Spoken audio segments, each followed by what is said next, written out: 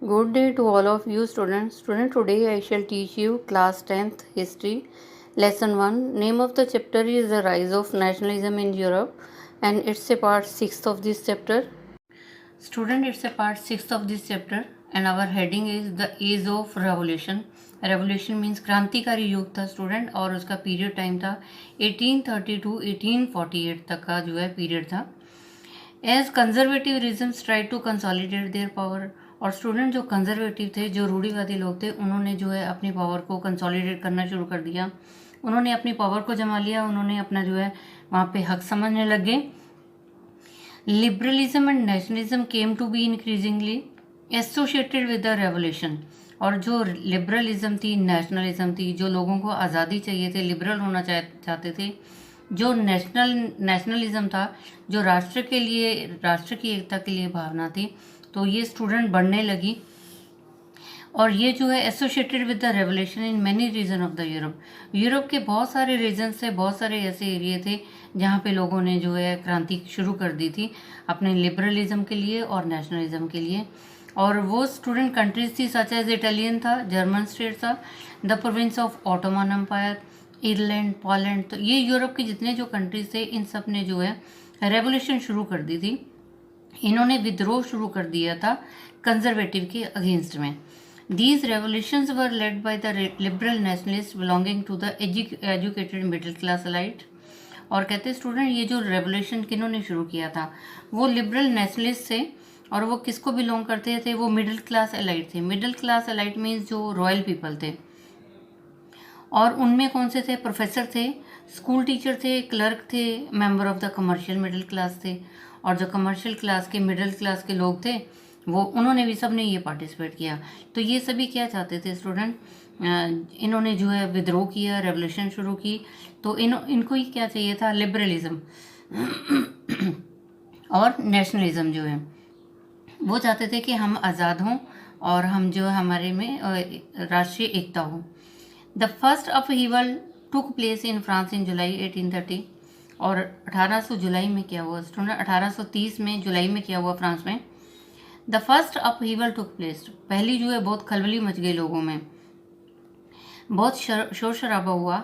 और क्या हुआ student? The Bourbon kings who had been restored to power during the conservative reaction after 1815.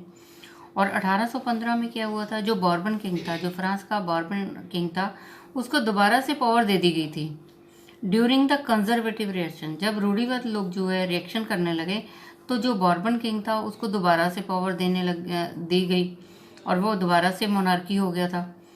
Were now overthrown bye the liberal revolutionaries. और अब उसको दोबारा से, पहले तो बॉर्बन किंग्स था स्टूडेंट, फिर उसके बाद क्या हुआ? कॉन्स्टिट्यूशन हुआ, रिपब्लिक हुआ, और उसके बाद दोबारा से फिर बॉर्बन किंग हुआ ये 1815 के बाद में.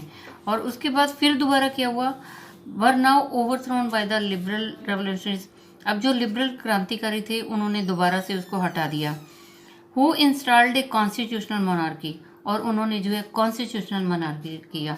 कॉन्स्टिट्यूशनल मोनार्की होता है जहाँ पे संविधान है, और मोनार्की मीन्स एक ही राजा है, लेकिन वो संविधान के अकॉर्डिंग जो है काम करता है.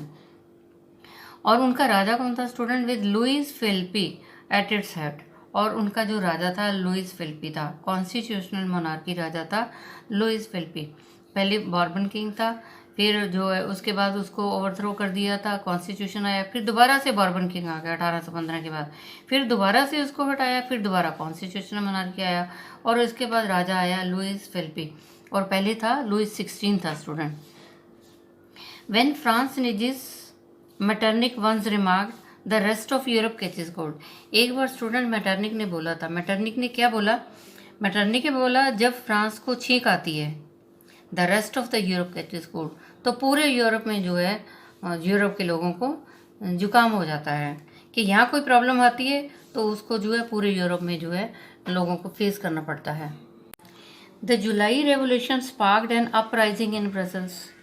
और कहते हैं जुलाई रेवोल्यूशन, जब जुलाई में जो है क्रांति शुरू हुई, तो जुलाई 1830 में जब जुलाई रेवोल्यूशन जो है, the July revolution sparked an uprising in Brussels. कहते ब्रसल्स में भी जो अपराइज हुआ, which led to the Belgium. कहते which led to the Belgium breaking away from the United Kingdom of Netherland. और जो बेल्जियम जो था वो भी जो है ब्रेक अवे हो गया था, वो उसको भी सेपरेट कर दिया था। कहाँ किससे? यूनाइटेड किंगडम ऑफ नीदरलैंड से बेल्जियम को सेपरेट कर दिया था। जब जुलाई रेवोल्यूशन हुआ तो क्या अपराइजिंग हुई, क्या प्रॉब्लम्स आई ब्रसल में स्टूडेंट, कि बेल्जियम को जो है यूनाइटेड किंगडम ऑफ नीदरलैंड से अलग कर दिया गया था। An event that mobilize national feelings among the educated elite across the Europe was the Greek war of independence. कहते हैं स्टूडेंट वो इवेंट, वो घटना दैट मोबिलाइज नेशनलिस्ट फीलिंग, वो घटना जिसकी वजह से नेशनल फीलिंग्स हुई अमंग द एजुकेटेड, जो पढ़े लिखे लोग थे, पढ़े लिखे रॉयल लोग थे, एलाइट लोग थे, तो उनके अंदर जो है नेशनल फीलिंग्स की भावना हुई। कौन सी इवेंट के बाद स्टूडेंट? जब Greek war of independence across the Europe, पूरे यूरोप में जो है नेशनल फीलिंग्स की भावनाएं शुरू हो गई। जब ग्रीक वार ऑफ इंडिपेंडेंस, जब आज़ादी के लिए ग्रीक वार युद्ध हुआ, तो उसके बाद में यूरोप के सभी लोगों में जो है नेशनलिस्ट फीलिंग जो है उसमें जो है इंस्पायर हुई। Greek had been a part of the Ottoman Empire since 15th century. और ग्रीक क्या था स्टूडेंट? वो ऑटोमन एम्पायर का जो है एक हिस्सा था 15वीं शताब्दी में। And the growth of revolutionary nationalism in Europe sparked off a struggle for independence among the Greek. The growth of the revolutionary nationalism in Europe sparked off. और कहते नेशनलिज्म की भावना क्या स्पार्क ऑफ हो गई यूरोप में, जो है nationalism की भावना जो है वो स्पार्क ऑफ हो गई और लोग जो है स्ट्रगल करने लगे इंडिपेंडेंस के लिए, अपनी आज़ादी के लिए जो है वो स्ट्रगल करने लगे। amongst the Greek which began in 1821।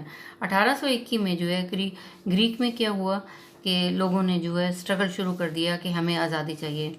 Nationalists in Greek got support from the other Greeks living in exile and also many West European who had sympathized for ancient Greek culture। और जो nationalist थे, जो वहाँ पे जो Greek में जो है जिनको नेशनलिज्म के लिए थे, जो लिबरलिज्म चाहते थे, जो आज़ादी चाहते थे स्टूडेंट, वो क्या हुआ? जो नेशनल लीडर थे, नेशनल लीडर ने ग्रीक में उनको सपोर्ट मिली। उनको सपोर्ट किससे मिली? उनको उनसे सपोर्ट मिली जो ग्रीक में रहते थे और जिनको जो है देश निकाला दिया हुआ था। जो ग्रीक में जो है एज ए एग्जाइल जो है, जो दूसरे देश से जो है वनवास दे दिया हुआ था, दूसरे देश से देश निकाला दिया हुआ था और ग्रीक में रह रहे थे, तो उन्होंने जो है ग्रीक के लोगों के लिए सपोर्ट की थी। और किसने सपोर्ट की थी student? And also from many waste European, और बहुत सारे वेस्ट यूरोपियन भी थे जिन्होंने सहानुभूति दिखाई थी ग्रीक कल्चर के लिए, कि ग्रीक कल्चर का जो है, ग्रीक का जो कल्चर है उसके लिए उन्होंने सहानुभूति दिखाई। और स्टूडेंट क्या था? Poet and artist lauded Greek as the cradle of European civilisation. जो पोएट थे, जब कलाकार थे, उन्होंने लॉर्डेड प्रशंसा की। लॉर्डेड मीन प्रशंसा की ग्रीक की। क्या प्रशंसा की? As the cradle of European civilization. उन्होंने बोला ग्रीक जो है वो एक यूरोपियन सभ्यता का पालना है, एक यूरोपियन सभ्यता का वो झूला है। ग्रीक जो है, ग्रीक को जो है ये माना गया कि वहाँ पे सभ्यता है। And mobilized public opinion on supported struggle against the Muslim empire. और उन्होंने जो है लोगों के विचार भी लिए, मोबिलाइज्ड पब्लिक ओपिनियन, और उन्होंने लोगों के विचार भी लिए और वो जो है उन्होंने स्ट्रगल किया और लोगों ने जो है संघर्ष किया मुस्लिम एम्पायर के अगेंस्ट में जो है संघर्ष किया। The English poet Lord Byron, और इंग्लिश पोएट था लॉर्ड बायरन, उसने क्या किया स्टूडेंट? ऑर्गेनाइज फंड, उसने फंड इकट्ठे किए और उसके बाद में क्या हुआ? Went to the fight, later went to fight in the war. फिर बाद में वो युद्ध करने के लिए चला गया। जो इंग्लिश पोएट लॉर्ड बायरन था उसने फंड इकट्ठा किया और युद्ध करने के लिए चला गया, वार में जो है युद्ध करने गया। Where he died of fever in 1824। और 1824 में क्या हुआ स्टूडेंट? उसकी डेथ होगी, उसको बुखार हुआ और डेथ होगी। Finally the treaty of Constantinople of 1832 recognised Greek as independent nation. और आखिर में क्या हुआ स्टूडेंट? जब कंस्टेंटिनोपल की संधि हुई 1832 में, 1832 में कंस्टेंटिनोपल की संधि हुई और इसके अकॉर्डिंग क्या हुआ था कि ग्रीक जो है एक इंडिपेंडेंट नेशन जो है डिक्लेयर हो गया था। Our next point is the romantic imagination and national feelings. तो रोमांटिक इमेजिनेशन थी, उनकी रोमांटिक कल्पना क्या थी? नेशनल फीलिंग्स थी student. The development of nationalism did not come about only through the wars and territorial expansion. कहते जो nationalism की भावना थी ना, तो नेशनलिज्म का डेवलपमेंट हुई थी, वो सिर्फ ये नहीं कि वो टेरिटोरियल या तो युद्ध से आई हैं या टेरिटोरियल एक्सपेंशन, कि युद्ध हुआ इस वजह से नेशनलिज्म की भावना जो है विकसित हुई। या जो है टेरिटोरियल एक्सपेंशन हो गई कि उनके राज्य का जो है और जो है एक्सपेंशन हो गया, उसका जो एरिया बढ़ा दिया गया। तो और जब या दूसरे एरिया को अपने एरिया में उन्होंने ले लिया, कनकेयर कर लिया, तो उनके अंदर जो है नेशनलिज्म की फीलिंग आई। Culture played an important role in creating the idea. कहते हैं कल्चर जो है उनका वो भी एक इम्पॉर्टेंट रोल प्ले करता है आइडिया ऑफ द नेशन। अगर नेशन के जो आइडियाज़ है उसमें जो है कल्चर भी बहुत एक अपनी जगह रखता है। आर्ट है, कला है, पोइट्री है, स्टोरीज़ है, म्यूज़िक है, तो ये सब जो हेल्प करते हैं कि शेप ऑफ नेशनलिस्ट फीलिंग। अगर जो नेशनल फीलिंग्स को जो है किस तरह से इमर्ज होती है, नेशनल फीलिंग्स के लिए सिर्फ ये नहीं कि युद्ध जो है युद्ध की वजह से नेशनल फीलिंग होती है या टेरिटोरियल एक्सपेंशन की वजह से होती है, तो इसमें जो है आइडिया ऑफ द नेशंस होते हैं, आर्ट है, पोएट्री, स्टोरी, म्यूज़िक, ये भी जो है एक बहुत इंपॉर्टेंट रोल प्ले करते हैं नेशनल फीलिंग के लिए। Let us look at romanticism, a cultural movement which sought to develop a particular form of national sentiment। चलिए स्टूडेंट, हम ये देखते हैं कि रोमांटिसिज्म एक कल्चरल मोमेंट को देखते हैं कि उनका कल्चरल क्या था, कल्चरल मोमेंट क्या था, और जिसकी वजह से डेवलप हुआ a particular form of national sentiment. जो नेशनल सेंटीमेंट्स, जो राष्ट्र के लिए जो भावनाएं थी, राष्ट्र के लिए जो इमोशन थे, उसमें जो एक कल्चरल मोमेंट भी था, तो हम उसके बारे में पढ़ेंगे। Romantic artist and poet, romantic जो आर्टिस्ट थे, कलाकार थे, पोएट थे, उन्होंने generally criticize the glorification of reason and science. उन्होंने जो है साइंस और रीजन को जो है क्रिटिसाइज किया, साइंस और रीजन को जो है उन्होंने आलोचना की इसकी। And focus instead on emotion, intuition and mystical feelings. उन्होंने जो है इस पे भी जो फोकस किया कि उनकी इमोशंस क्या हैं, उनके अंदर की भावनाएं क्या हैं। इंट्यूशन भी होता है कि अंदर की उनकी अंतरात्मा क्या कहती है। मिस्टिकल फीलिंग्स क्या है, उनकी अंदर की भावनाएं क्या हैं, क्या रहस्य है इस बात का। Their efforts was to create a sense of shared collective heritage. और उनके ये एफर्ट्स थे, उन्होंने ये कोशिशें की थी कि अपना कलेक्टिव हेरिटेज, जो उनकी पैतृक संपत्ति है, जो उनकी परंपरा है, उसको जो है बनाए रखना। एक कॉमन कल्चरल पास्ट, एक कॉमन कल्चरल हेरिटेज क्या होता है स्टूडेंट, जो उनका एक कॉमन कल्चर था पास्ट में, जो बीत गया युग था, उसमें जो था उसको वो दोबारा से रिवाइव करना चाहते थे as the basis of the nation. और वो ये कहते थे कल्चर जो है हमारे नेशन का जो वो बेस है। Other romantics such as German philosophers, और स्टूडेंट और भी रोमांटिक्स हुए थे जो जैसे जर्मन फिलोसफर थे। जर्मन फिलोसफर नेम क्या है student, Johann Gottfried Herder 1744 to 1803। जो जोहान गॉटफ्राइड हर्डर था वो 1744 में बर्थ हुआ, 1803 में डेथ हुई उसकी। और उसने क्या क्लेम किया था, that the true German culture was to be discover among the common people. उसने कहा कि जो जर्मन का ट्रू कल्चर है उसको दोबारा से डिस्कवर करना है। German culture was to be discovered among the common people, और जर्मन कल्चर जो है उसको दोबारा से जो है डिस्कवर करना है, दोबारा से लेके आना है, जिसको बोला गया था das walk.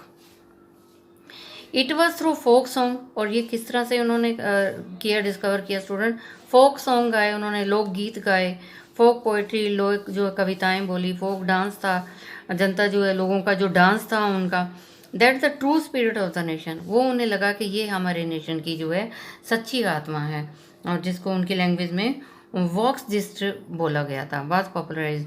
So collecting and recording this forms of folk culture was essential to the project of nation building. तो इसलिए उनको ये ज़रूरी था कलेक्टिंग एंड रिकॉर्डिंग, कि इकट्ठा भी करना है, रिकॉर्डिंग भी करना है अपने कल्चर को। और ये उनकी नेशन बिल्डिंग का उन्होंने माना कि ये एक हमारा प्रोजेक्ट है, तभी नेशन बिल्ड हो सकता है अगर हमारा कल्चर जो है दोबारा से रिवाइव हो और दोबारा से डिस्कवर हो। The emphasis on the vernacular language and the collection of local folk was not just to recover an ancient national spirit, but also to carry the modern nationalist message to large audience who were most illiterate. The एम्पिस कैसे जोर किस पे दिया गया student, vernacular language, जो उनकी local language थी उस पर उन्होंने जोर दिया। और उन्होंने क्या किया, कलेक्शन ऑफ लोकल फोकलोर्स, और जो कलेक्शन उन्होंने इकट्ठा किया, जो लोकल उनका फोकलोर जो था, उनका जो कल्चर था, उसको उन्होंने कलेक्ट किया। Was not just to recover an ancient national spirit. उनका सिर्फ यही नहीं था कि उनको नेशनल स्पिरिट को जो है इकट्ठा रिकवर करना है, but also to carry the modern nationalist message.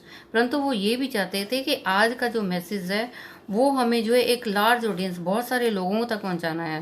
Who were most illiterate, जो अनपढ़ लोग हैं उन तक हमें ये मैसेज पहुंचाना है। उनको ये मैसेज पहुंचाना है कि लोकल लैंग्वेज बोलनी है, और हमें जो है अपना लोकल फोकलोर जो है अपने कल्चर को अपनाना है, क्योंकि उन्होंने ये कहा कि यही एक एंशियंट नेशनल स्पिरिट है, हमारे नेशन की ये जो है प्राचीन आत्मा है ये हमारी। This was specially so in the case of Poland. और यही सेम कहाँ क्या हुआ स्टूडेंट, पोलैंड में भी ऐसा ही हुआ, which had been partitioned at the end of the 18th century by the great powers. और कहते ऐसा ही पोलैंड में भी हुआ और इसको भी अलग कर दिया, पार्टीशन कर दिया 18वीं शताब्दी में। और किन्होंने पार्टीशन किया, किन्होंने अलग किया स्टूडेंट, जो ग्रेट पावर्स थी, रशिया, प्रशिया, ऑस्ट्रिया, इन्होंने अलग कर दिया। Even though Poland no longer exist an independent territory. कहते इवन दो पोलैंड जो है ज़्यादा लंबे टाइम के लिए जो है एक आज़ाद देश नहीं था, national feelings were kept alive through music and language. कहते ज़्यादा लंबे टाइम तक जो है पोलैंड जो है एक इंडिपेंडेंट कंट्री नहीं था, टेरिटरी नहीं था, परंतु फिर में क्या था स्टूडेंट, उसमें नेशनल फीलिंग्स थी। और नेशनल फीलिंग्स कैसे थी, वो एक्सप्रेस करते थे अपने म्यूज़िक से, अपनी लैंग्वेज से। कैरोल कुरपिंस्की कहते फॉर एग्जांपल के लिए celebrated the national struggle through his operas and music. और कैरोल जो कुरपिंस्की था स्टूडेंट, एग्जांपल के लिए वो क्या करता था, वो सेलिब्रेट करता था क्या, नेशनल स्ट्रगल थ्रू हिज, वो शो करता था ओपराज और म्यूजिक शो करता था, उसमें अपनी नेशनल फीलिंग्स को एक्सप्रेस करता था। Turning folk dance like the, और जो फोक डांस भी करवाता था, जो उनके जो लोक नृत्य थे, और वो उनके लोक नृत्य के नाम क्या थे स्टूडेंट, पोलोनेज, मजोरका, इनटू ए नेशनल सिंबल। और ये जो उनके नेशन के सिंबल थे, और ये जो डांस है पोलोनेज और मजोरका जो था। Language too played an important role in developing national sentiment. कहते लैंग्वेज जो है वो भी बहुत एक इम्पॉर्टेंट रोल प्ले करती थी अपने नेशनल सेंटिमेंट्स में, नेशनल फीलिंग्स के लिए। After Russian occupation the polish language was forced out of the school.